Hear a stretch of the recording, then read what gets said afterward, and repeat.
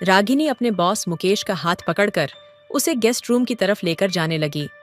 कमरे में पहुंचते ही उसने अंदर से दरवाजा बंद कर लिया और मुकेश के साथ फिर से लिपट गई।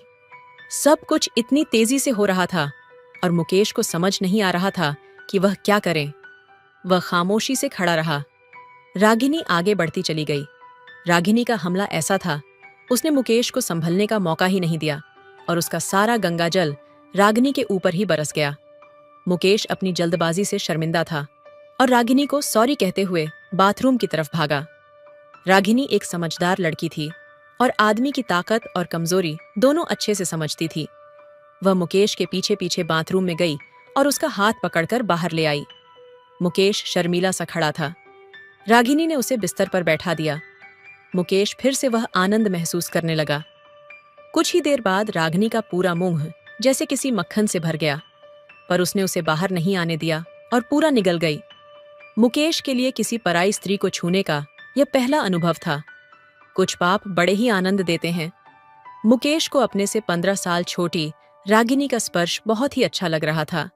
उसे रागिनी के पति पर तरस भी आ रहा था और गुस्सा भी आ रहा था कि ऐसी सुंदर पत्नी को प्यार नहीं करता। उन्होंने करीब 6 घंटे तक एक दूसरे का साथ दिया था। मुकेश ने रागिनी से पूछा कि अब अगली बार हम कब साथ होंगे। इस पर रागिनी बोली, इसी शुक्रवार को प्लान करते हैं। मुकेश अब अगले शुक्रवार की तैयारी में जुट गया। वह चाहता था कि अगली बार जब वह रागिनी के साथ हो तो वह अपनी सबसे पुरानी इच्छा को पूरा कर पाए। उसे यह भी पता था कि उसकी यह मुराद इतने सालों से इसलिए नहीं पूरी हो पाई थी क्योंकि इससे लड़कियों को बहुत ज्यादा तकलीफ होती है, इसलिए ज्यादातर लड़कियां इसके खिलाफ होती हैं। उनके इस दर्द का कारण भी खुद आदमी ही होते हैं, जो इतने अंधे हो जाते हैं कि कुछ भी कर बैठते हैं और लड़की के बारे में नहीं सोचते। मुकेश को वह दिन याद है जब वह 8वीं क्लास में था और एक हॉस्टल में रहता था। तभी एक 11वीं क्लास के एक बड़े लड़के ने उसके साथ एक बार जबरदस्ती की थी, तो मुकेश को कितनी तकलीफ हुई थी वह उसे आज तक याद है। मुकेश चाहता था कि जब वह अपने मन की इतनी पुरानी मुराद पूरी कर रहा हो तब रागिनी को भी आनंद आना चाहिए। अगर ऐसा हुआ तो न केवल उसको अच्छा लगेगा, हो सकता है रागिनी को भी उसमें उतना ही आनंद आए कि वह भविष्य में भी उसके लिए राजी हो और अपनी इच्छा जताए। रागिनी एक 30 साल की शादीशुदा महिला है। उसका पति राघव पुलिस में हैंड कांस्टेबल है। रागिनी एक आकर्षक बदन की भरी पूरी महिला है जो दिखने में 20 से 22 साल की लड़की जैसी लगती है। 5 फीट 4 इंच ऊंचा कद, गठीला बदन, खूबसूरत होंठ, काले लंबे घने बाल और मनमोहक मुस्कान। उसका एक बेटा भी था जो 7 बरस की उम्र में ही स्वर्ग सुधार गया था। इस हादसे से रागिनी को बहुत बड़ा आघात लगा था। इसके बाद बहुत कोशिशों के बाद भी उसे कोई संतान नहीं हो पाई। राघव, उसका पति, शराब का आदी था और रागिनी को केवल एक चीज की तरह इस्तेमाल करता था। उसकी आवाज में कठोरता और व्यवहार में रूखापन था। वह रोजाना शाम को घर लौटने के बाद अपने दोस्तों के साथ घूमता फिरता था। पुलिस में होने के कारण उनका मोहल्ले में भी काफी प्रभाव था। शराब पीने और अन्य अश्लील फिल्में देखने का आदी था जो उसे अपने पड़ोस में ही आसानी से मिल जाया करती थी। रोज शराब पीकर वह घर आता था और फिर खाना खाने के बाद किसी भेड़िए की तरह रागिनी पर टूट पड़ता। ना चाहते हुए भी रागिनी को यह सब सहना पड़ता था। यही उसकी रोजमर्रा की दिनचर्या थी। बेचारी रागिनी का काम सिर्फ निर्देशानुसार लेट जाना होता था। राघव बिना किसी प्यार मोहब्बत के उसके साथ संबंध बनाता, जो कई बार रागिनी को अत्याचार जैसा लगता था। उसकी कोई भी इच्छा पूरी नहीं होती थी और ना ही उसकी राय ली जाती थी। वह अपने पति से बहुत तंग आ चुकी थी, पर एक भारतीय नारी होने के कारण वह एक आदर्श पत्नी का धर्म निभा रही थी। पहले कम से कम उसके पास अपना बेटा तो था, जिससे वह हर दुख बांट लिया करती थी और अपना वक्त गुजार लेती थी। पर उसके जाने के बाद वह तो बिल्कुल अकेली हो गई थी। उसका पति उस पर बिल्कुल भी ध्यान नहीं देता था। रोज रात को तो वह अत्याचार ही करता था। ना कोई प्यारी बातें, ना कोई प्यार का इजहार, बस सीधा शारीरिक संबंध बनाना। रागिनी को इस प्रकार से बहुत तकलीफ होती थी, पर कुछ कह नहीं पाती थी क्योंकि पति घर में भी बड़ा अधिकारी होता है। इससे रागिनी को महीने में कुछ दिन राहत मिलती थी, जब मासिक धर्म के कारण राघव कुछ नहीं कर पाता था। राघव की एक बात अच्छी थी कि वह पुलिस वाला होने के बावजूद भी पराई औरतों या और किसी महिला के पास नहीं जाता था। रागिनी एक निजी कंपनी में काम करती थी। वह एक मेहनती और ईमानदार महिला थी, जिससे उसका बॉस बहुत खुश रहता था। उसका बॉस 45 साल का सेवा निवृत्त फौजी अफसर था। वह भी शादीशुदा था और एक दयालु व्यक्ति भी था। कई दिनों से वह देख रहा था कि रागिनी कुछ बुझी बुझी सी उदास रहती है। फौज में उसने औरतों का सम्मान करना सीखा था। उसे पता था कि रागिनी का बेटा नहीं रहा, फिर भी उसका दुखी चेहरा उसे परेशान करता था। वह उसके लिए कुछ करना चाहता था, पर यह नहीं समझ पा रहा था कि वह क्या करे और कैसे करे। वह उसके स्वाभिमान को ठेस भी नहीं पहुंचाना चाहता था। दूसरी ओर रागिनी अपने बॉस का बहुत सम्मान करती थी, क्योंकि उसे अपने बॉस का अपने स्टाफ के प्रति व्यवहार बहुत अच्छा लगता था। बॉस होने के बावजूद भी वह सबसे इज्जत के साथ बात करता था और अपने कर्मचारियों की छोटी बड़ी जरूरतों का भी ध्यान रखता था। सिर्फ रागिनी ही नहीं, ऑफिस का सारा स्टाफ भी बॉस को बहुत चाहता था। एक दिन जब सबको महीने की तनख्वाह दी जा रही थी, बॉस ने सबको जल्दी छुट्टी दे दी। सब पैसे लेकर घर चले गए। बस रागिनी हिसाब के कागजात पूरे करने के लिए रह गई थी। जब यह काम खत्म हो गया तो वह बॉस के कैब में उनके हस्ताक्षर लेने गई। बॉस, जिसका नाम मुकेश है, उसका इंतजार कर रहा था। उसने रागिनी को बैठने को कहा और उसकी तनख्वाह उसे देते हुए उसके काम की सराहना की। रागिनी ने झुकी आंखों से धन्यवाद किया और जाने के लिए उठने लगी। मुकेश ने उसे बैठने के लिए कहा और उठकर उसके पीछे आकर खड़ा हो गया। उसने स्नेहपूर्वक पूछा कि वह इतनी गुमसुम क्यों रहती है? क्या ऑफिस में कोई उसे तंग करता है या और कोई समस्या है? रागिनी ने सर हिलाकर मना किया, पर कुछ नहीं बोली। मुकेश को लगा कि जरूर कोई ऑफिस की ही बात है और रागिनी उसे बताने में संकोच कर रही है या फिर डर रही है। उसने स्नेह से उसके सर पर हाथ फेरते हुए कहा कि उसे डरने की कोई जरूरत नहीं है और वह बिना डरे उसे सब कुछ बता सकती है। राग कुछ नहीं बोली और सर झुकाए बैठी रही। मुकेश उसके सामने आ गया और उसकी ठोड़ी पकड़कर ऊपर उठाई तो उसने देखा कि उसकी आंखों में आंसू थे। मुकेश ने उसके गालों से आंसू पहुंचे और उसे बड़े प्यार से अपने सीने से लगा लिया। उस समय रागिनी कुर्सी पर बैठी हुई थी और मुकेश उसके सामने खड़ा था, इसलिए रागिनी का सर मुकेश के पेट से लगा हुआ था और मुकेश के हाथ उसकी पीठ और सर को सहला रहे थे। रागिनी अब एक बच्चे की तरह रोने लग गई थी और मुकेश उसे रोने दे रहा था ताकि उसका मन हल्का हो जाए। थोड़ी देर बाद वह शांत हो गई और अपने आप को मुकेश से अलग कर लिया। मुकेश उसके सामने कुर्सी लेकर बैठ गया और पास के जग से एक गिलास पानी रागिनी को दिया। पानी पीने के बाद रागिनी उठकर जाने लगी तो मुकेश ने उसे बैठे रहने को कहा और बोला कि अपनी कहानी उसे सुनाए। क्या बात है? वह क्यों रोई? उसे क्या तकलीफ है? रागिनी ने थोड़ी देर इधर उधर देखा और फिर एक लंबी सांस लेकर अपनी कहानी शुरू की। उसने बताया कि किस तरह उसकी शादी उसकी मर्जी के खिलाफ एक गांव के कठोर शराबी व्यक्ति के साथ करा दी गई थी, जो उम्र में उससे 15 साल बड़ा था। उसके घर वालों ने सोचा था कि पुलिस वाले के साथ उसका जीवन आराम से बीतेगा और वह सुरक्षित भी रहेगी। उन्होंने यह नहीं सोचा कि अगर वह अच्छा इंसान नहीं निकला तो उसका क्या होगा। रागिनी ने थोड़ी हिचकिचाहट के बाद अपने जीवन की कड़वाहट भी बता डाली। उसने मुकेश को बताया कि उसका पति उसके शरीर को केवल अपने सुख के लिए इस्तेमाल करता है और उसकी भावनाओं के बारे में नहीं सोचता। वह किसी भी प्रकार के स्नेह या प्रेम के बिना ही उसके साथ संबंध बनाता है, जिससे उसका वैवाहिक जीवन नर्क बन गया है। जब उसने अपने 7 साल के बेटे के मरने के बारे में बताया तो वह फिर से रोने लगी। उसने बताया कि कैसे उसके घर वाले उसके बेटे के मरने के लिए उसे ही जिम्मेदार ठहराने लगे हैं, कैसे उसका पति एक और बच्चे के लिए उस पर दबाव डालता है और अपने दोस्तों के सामने उसकी खिल्ली उड़ाता है। मुकेश आराम से उसकी बातें सुन रहा था और बीच बीच में उसका सर या फिर पीठ सहला रहा था। 1-2 बार उसने उससे पानी भी पिलाया, जिससे रागिनी का रोना थोड़ा कम हो गया और उसकी हिम्मत बढ़ी।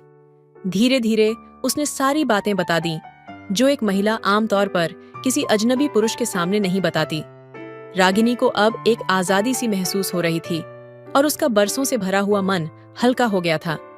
अपनी सारी कहानी सुनाते हुए रागिनी अचानक खड़ी हो गई और मुकेश के सीने से लिपट गई और फिर से रोने लगी, मानो उसे यह सब बताने की गलती महसूस हो रही हो। मुकेश ने उसे सीने से लगाए रखा और पीठ सहला हुए उसको तसल्ली देने लगा। रागिनी को एक प्यार से बात करने वाले मर्द का स्पर्श अच्छा लग रहा था और वह मुकेश को जोर से पकड़कर लिपट गई। मुकेश को भी अपने से 15 साल छोटी लड़की का स्पर्श अच्छा लग रहा था। वैसे तो उसके मन में कोई खोट नहीं थी और ना ही वह रागिनी की मजबूरी का फायदा उठा खाना चाहता था।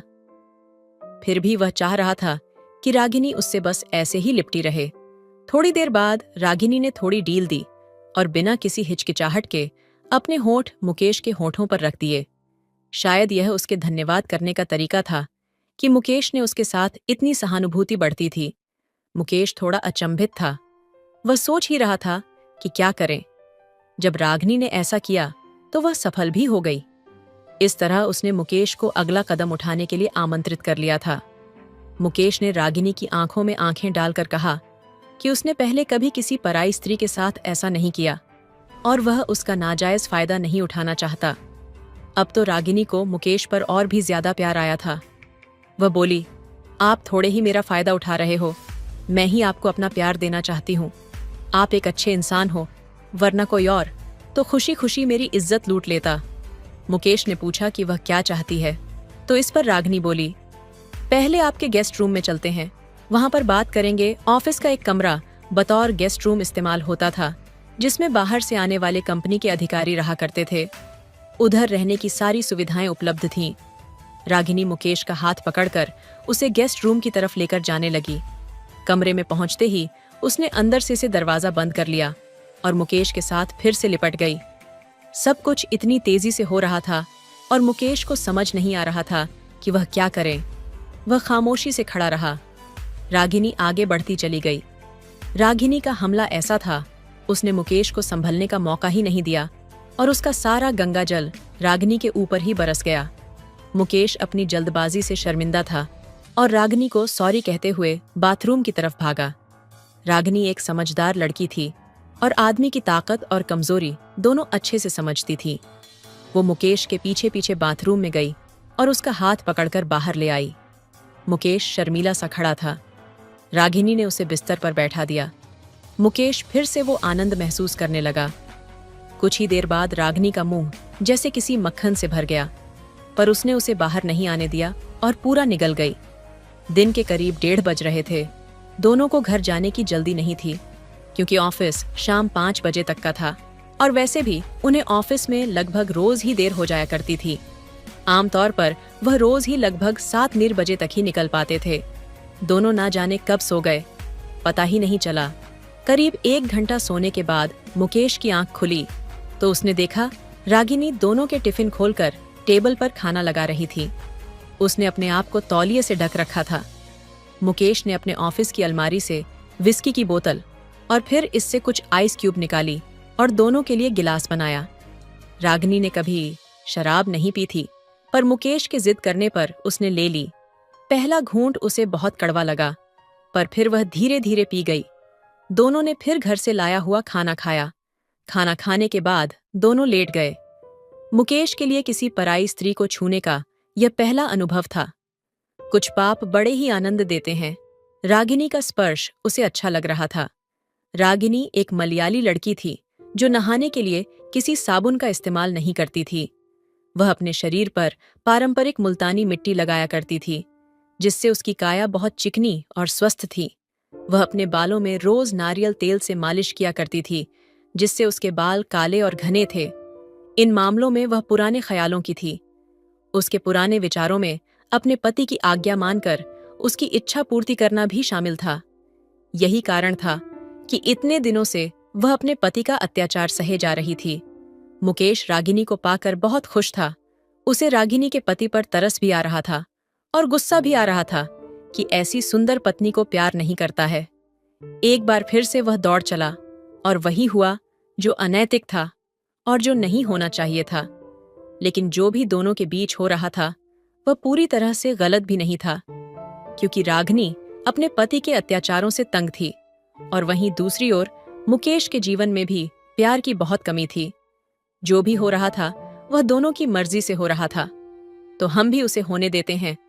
कहते हैं कि जब इंसान अपने शिखर को प्राप्त करने वाला होता है तो वह जानवर बन जाता है। ऐसा ही कुछ हाल मुकेश का भी हो रहा था।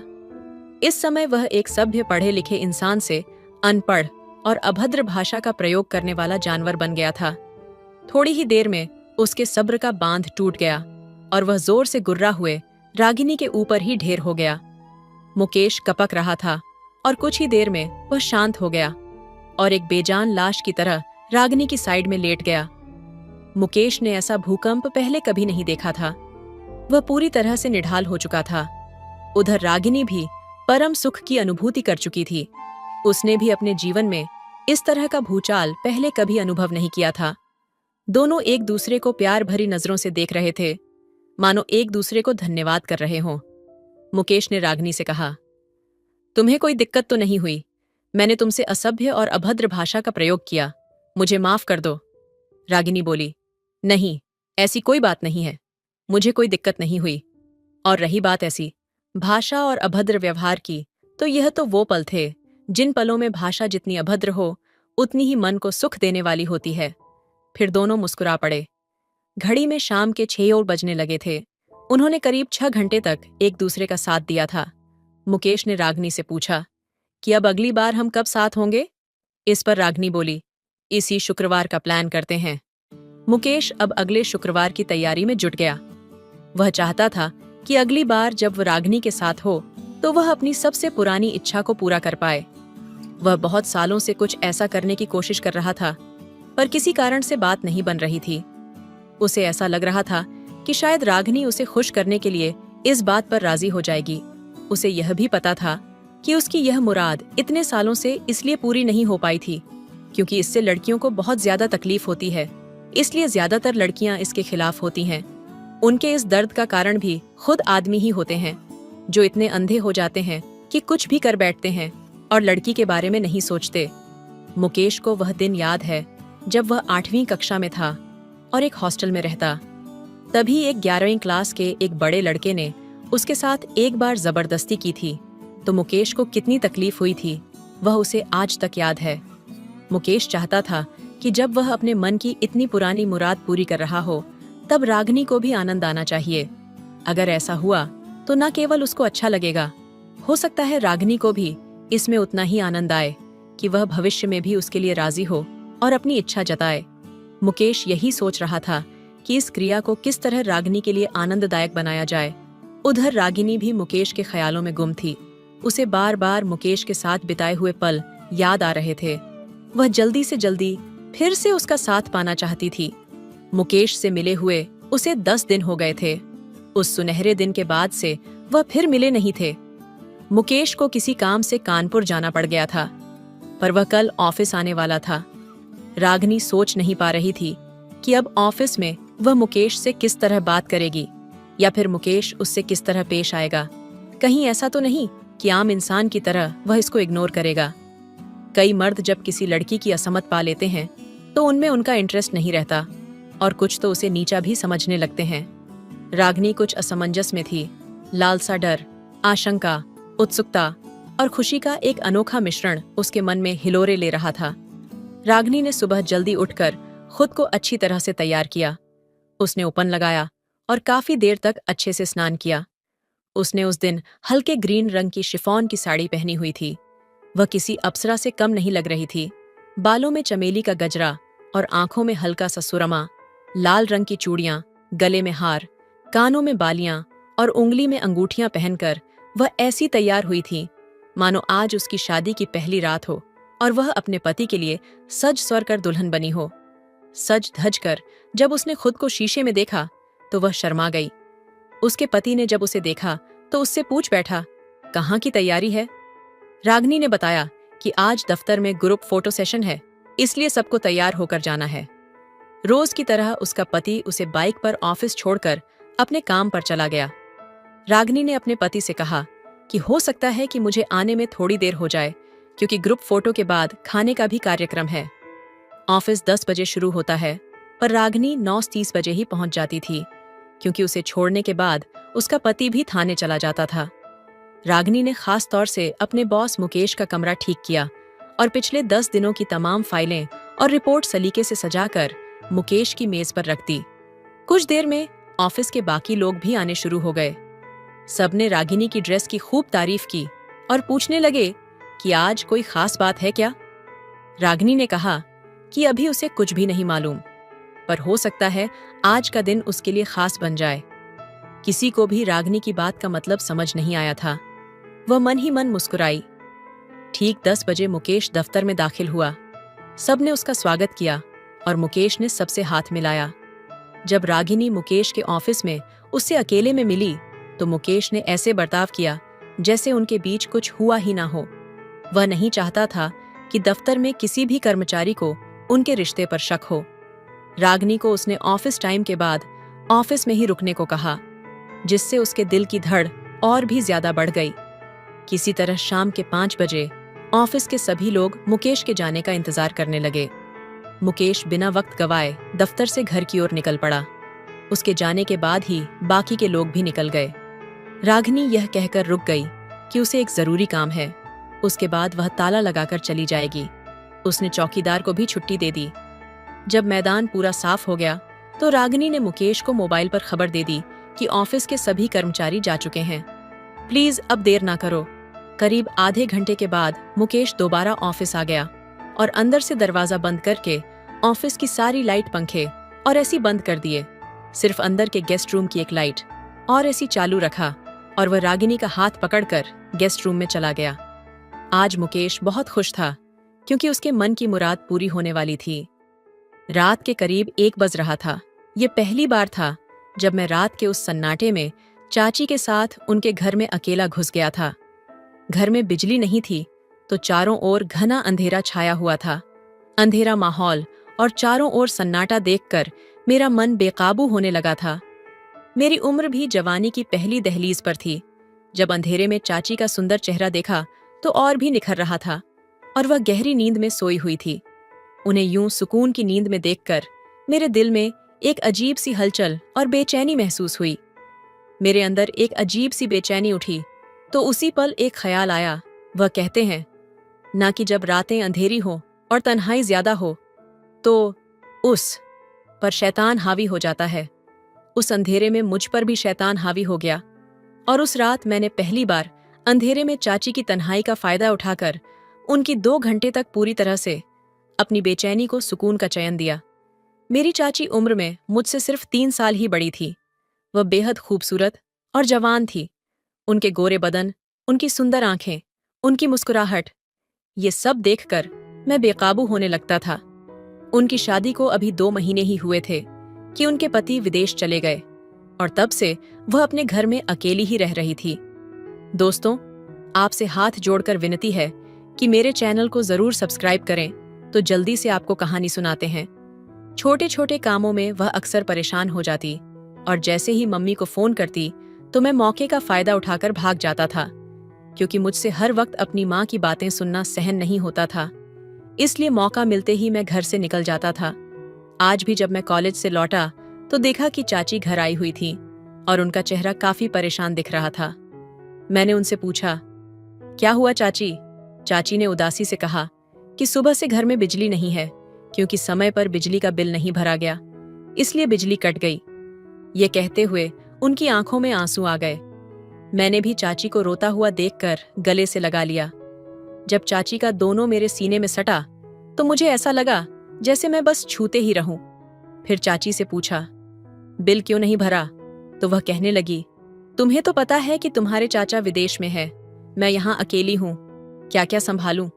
शायद मैं बिजली का बिल कहीं रखकर भूल गई हूँ, इसलिए भरना याद ही नहीं रहा और बिजली कट गई। चाची की बात सुनकर मैंने उन्हें तसल्ली दी और कहा, आप मेरे साथ चलिए, मैं दूसरा बिल निकलवा लेता हूँ, फिर हम बिल भर देंगे तो बिजली भी आ जाएगी। सुनकर चाची खुश हो गई और मैं भूखा प्यासा ही चाची के साथ निकल पड़ा। मैंने बिल निकलवाया और फिर बिल भर दिया। इसके बाद वापसी में चाची मुझे अपने घर लेकर चली गई। रात का अंधेरा चारों ओर फैल चुका था और बिजली अभी तक नहीं आई थी। जब हम घर में दाखिल हुए तो कुछ भी नजर नहीं आ रहा था। मैंने फौरन अपने मोबाइल की टॉर्च जलाई और अंधेरे में जैसे ही मेरी नजर चाची पर पड़ी तो अचानक ही मेरे दिल में एक ख्याल आया। मैंने चाची से कहा, आप बेडरूम में जाकर बैठ जाए, मैं देखता हूँ और लाइट के लिए कोई इंतजाम करता हूँ। चाची कहने लगी, मुझे अंधेरे से डर लगता है, इसीलिए तो तुम्हें भी साथ ले आई हूं।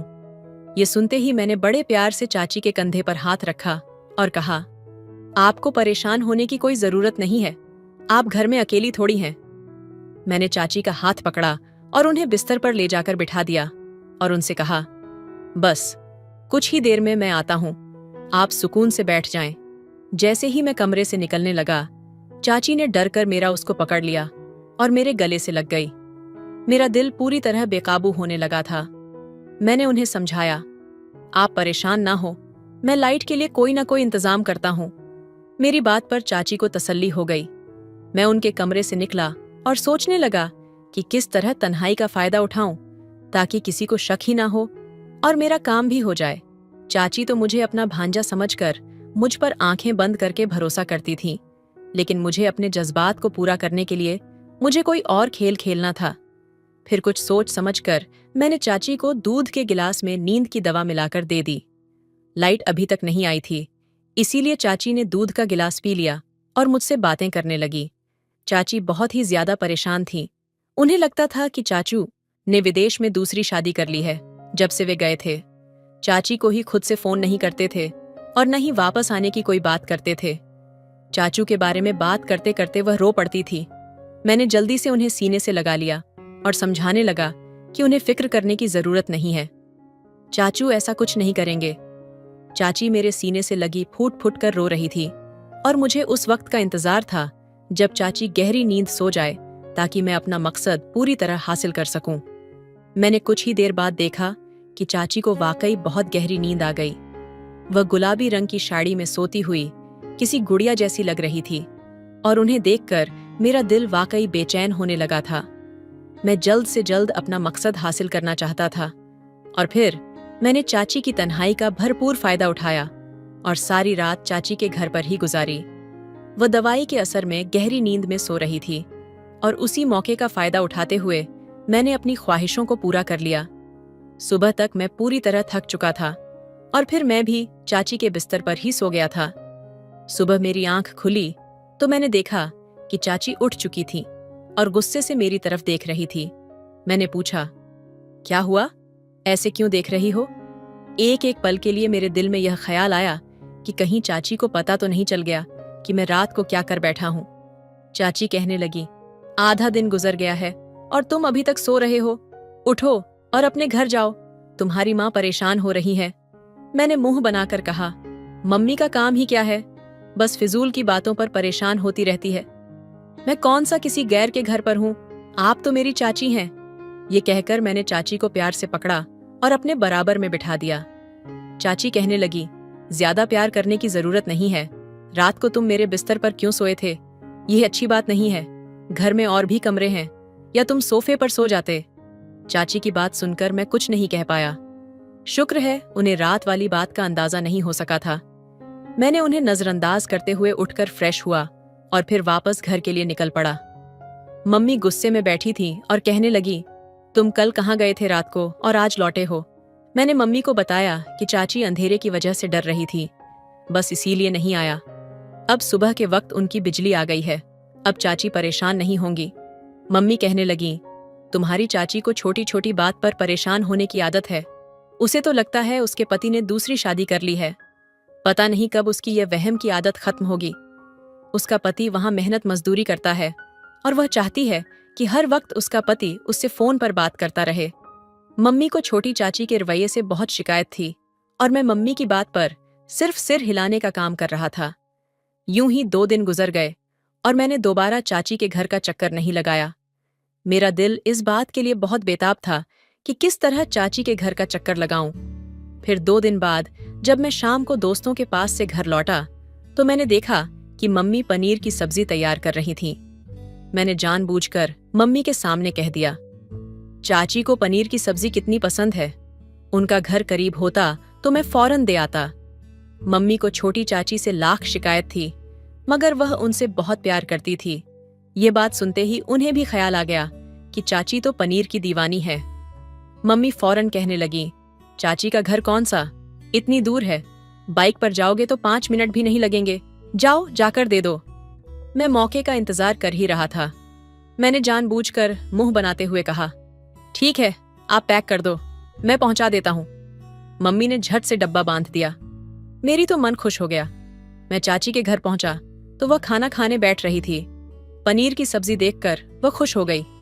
हमें भी खाने का पूछा तो मैं भी झट से उनके साथ बैठ गया और फिर हमने साथ में खाना खाया। खाना खाने के बाद मैंने चाय की फरमाइश कर दी। मैं तो वापस घर जाने के मूड में ही नहीं था। फिर चाय पीते पीते हमने लूडो की बाजी जमा ली।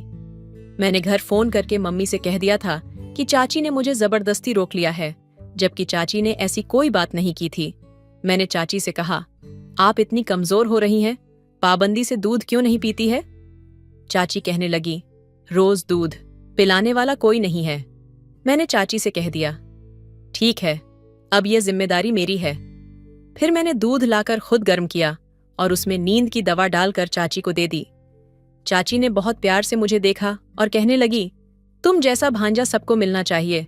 तुम्हारे चाचू यहाँ नहीं है, लेकिन तुम मेरा इतना ख्याल रखते हो कि मुझे अब ज्यादा परेशानी नहीं होती, वरना पहले पहले तो मैं सोचती थी कि तुम्हारे चाचू के बगैर मेरा गुजारा कैसे होगा।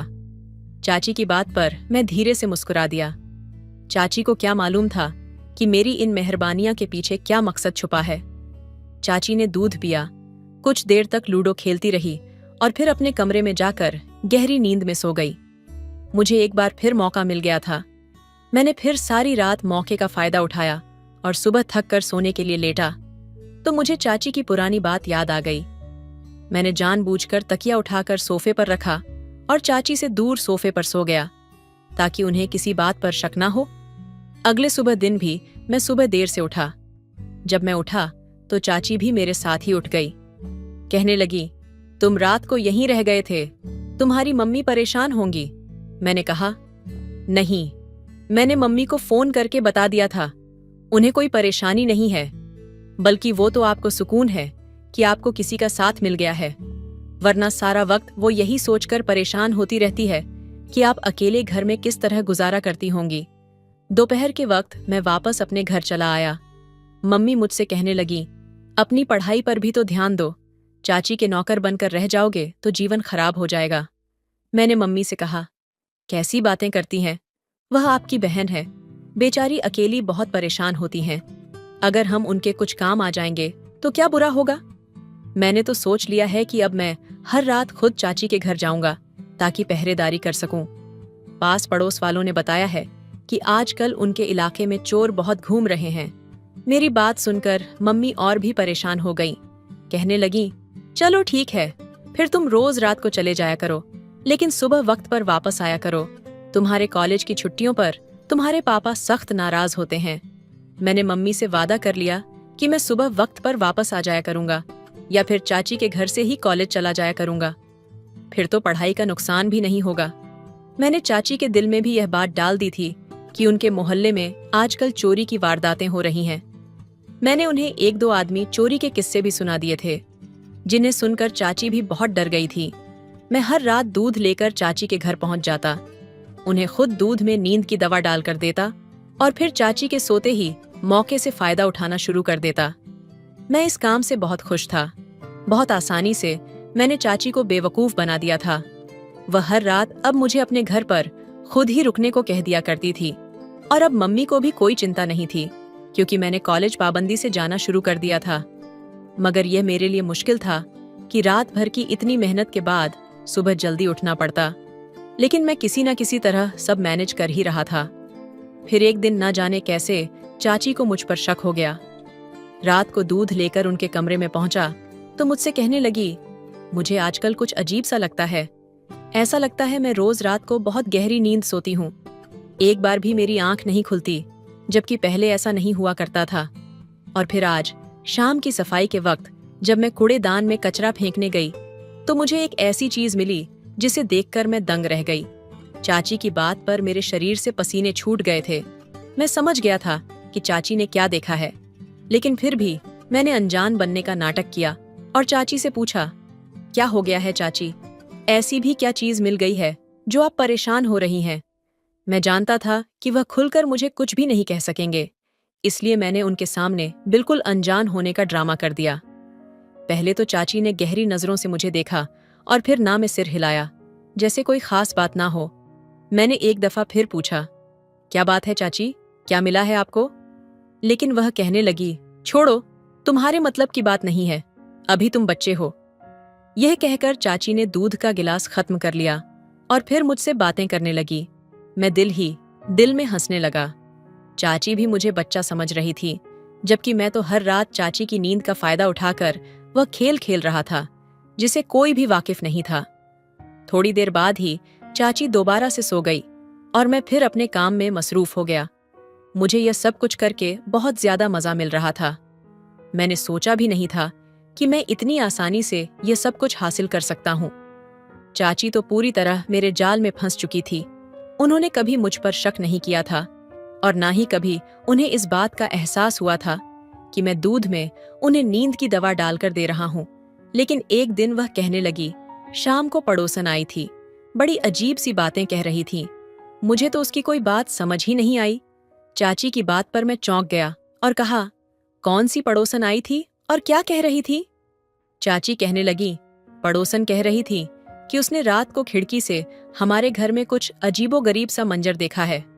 उसे लगता है कि रात को हमारे घर में कोई लड़का आया था। चाची की बात सुनकर मेरी जान निकल गई थी, क्योंकि गुजरी रात तो मैंने अपने 2 दोस्तों को चाची के घर बुलाया था और सबने मिलकर इकट्ठा ही चाची की नींद से फायदा उठाया था।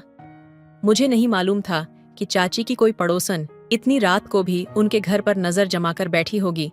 लेकिन अब मुझे पकड़े जाने का खौफ हुआ तो मैंने चाची से कहा, आप आसपास की पड़ोसन औरतों को घर में आने ना दिया करें।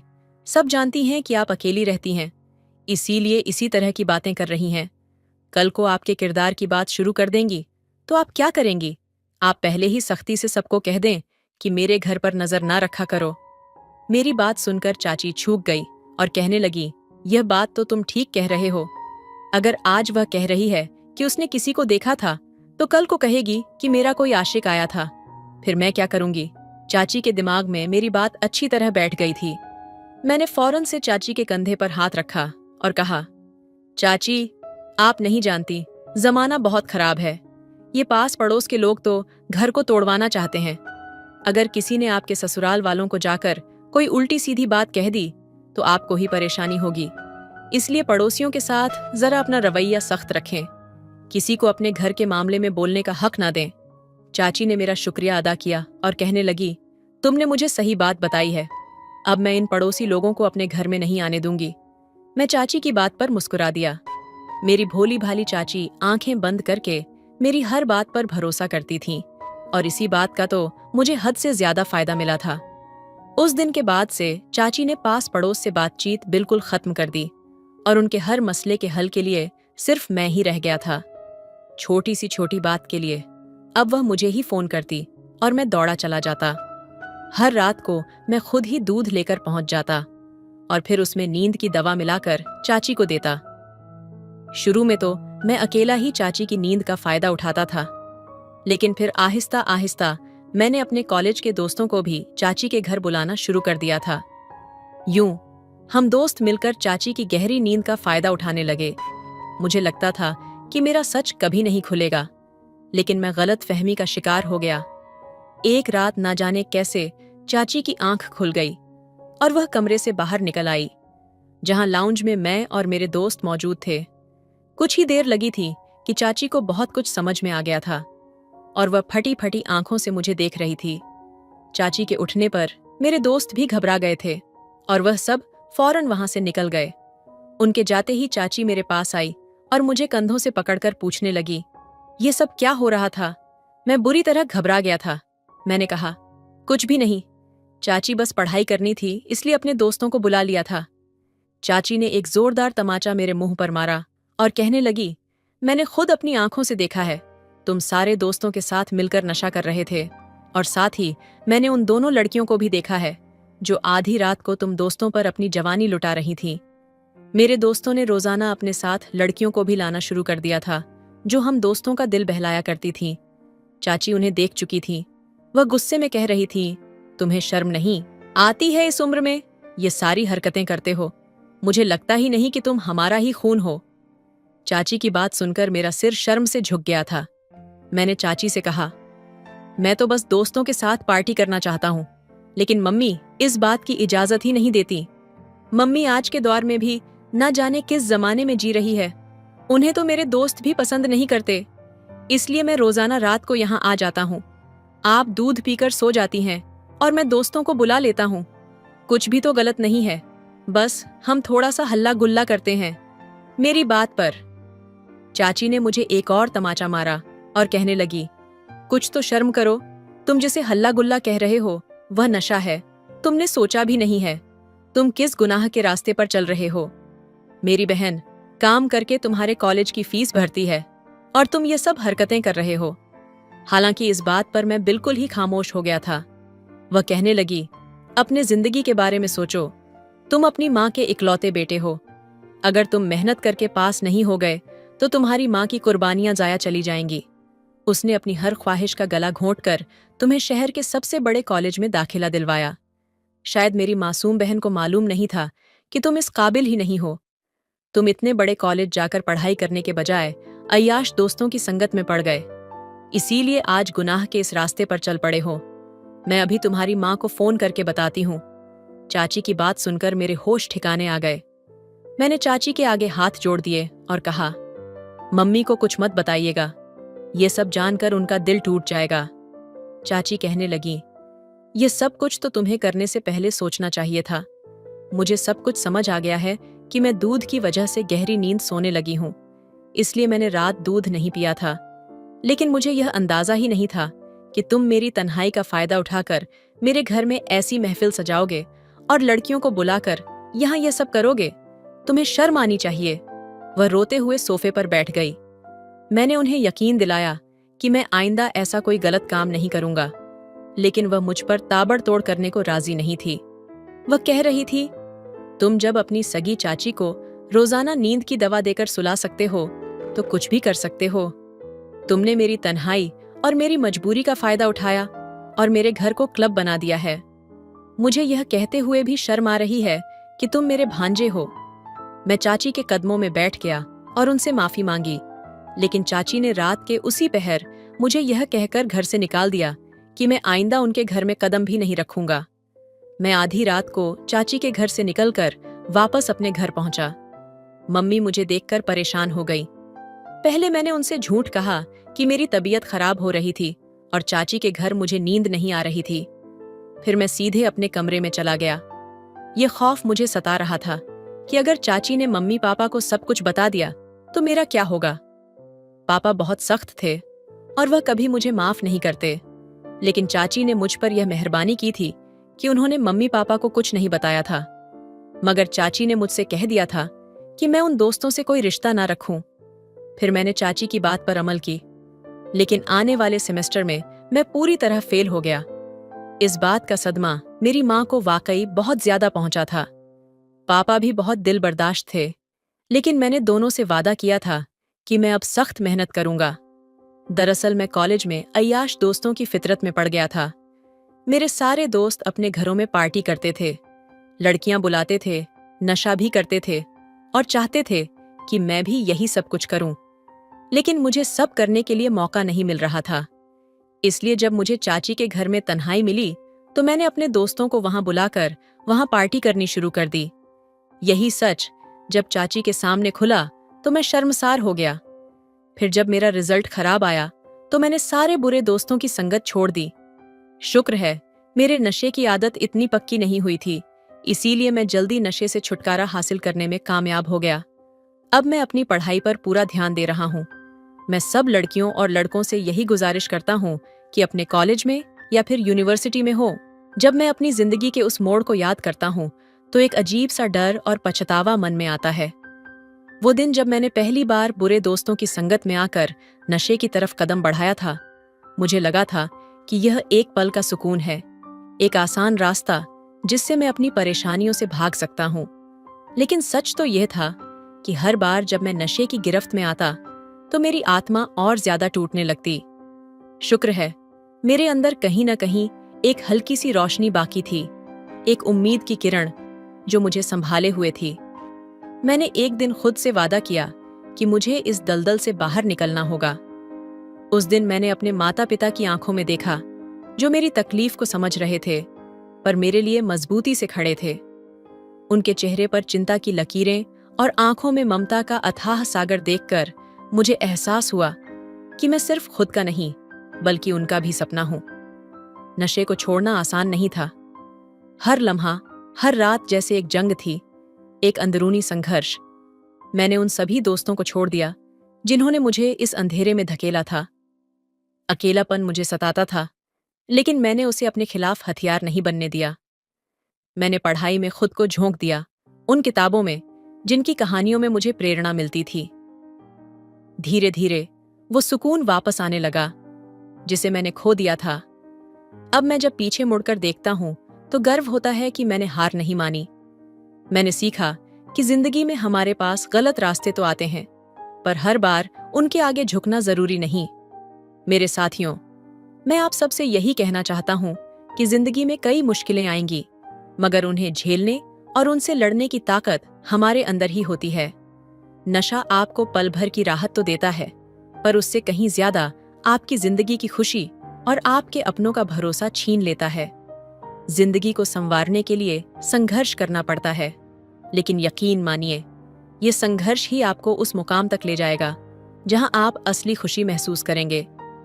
अपने सपनों को और अपने परिवार के प्यार को कभी मत भूलो, क्योंकि वो ही आपकी असली ताकत है। समय बीतता गया और मैंने खुद को उन पुरानी आदतों से दूर रखते हुए एक नई जिंदगी की शुरुआत की।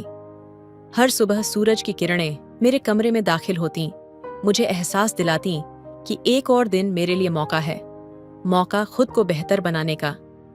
जब मैं सुबह जल्दी उठकर किताबों में डूब जाता तो महसूस होता कि ये ज्ञान की यात्रा मेरे अंदर के खालीपन को भरने लगी है।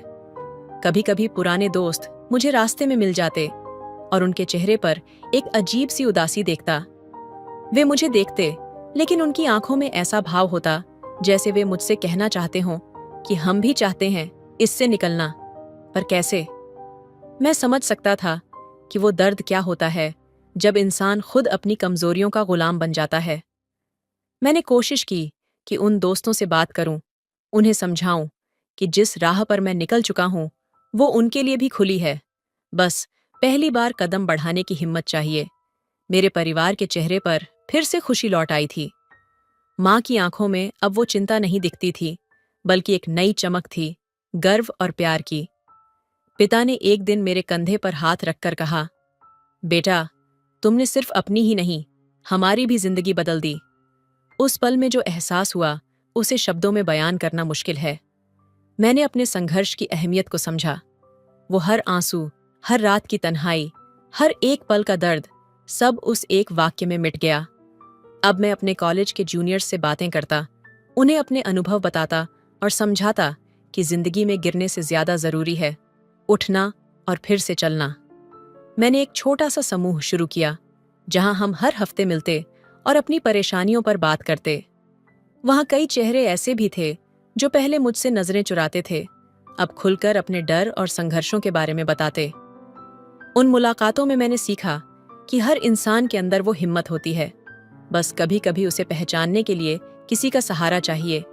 मेरे सफर ने मुझे एक नया मकसद दिया, खुद को संभालने के साथ साथ दूसरों का हाथ पकड़कर उन्हें भी उठाना। जिंदगी ने मुझे वो सबक सिखाया जिसे अब मैं दूसरों तक पहुंचाना चाहता हूं। अंधेरों से मत डरो, क्योंकि एक बार जब तुम उस अंधेरे से निकलने का फैसला कर लेते हो तो रोशनी तुम्हारे साथ चलने लगती है। असली ताकत उस जंग में नहीं है जो दुनिया के सामने लड़ी जाती है, बल्कि उस संघर्ष में है जो हम अपने भीतर खुद से करते हैं। गलतियों से भागने की बजाय उनसे सीखो और उन्हें अपनी सफलता की नींव बनाओ। तो दोस्तों, आपको यह कहानी कैसी लगी, हमें कमेंट में जरूर बताएं।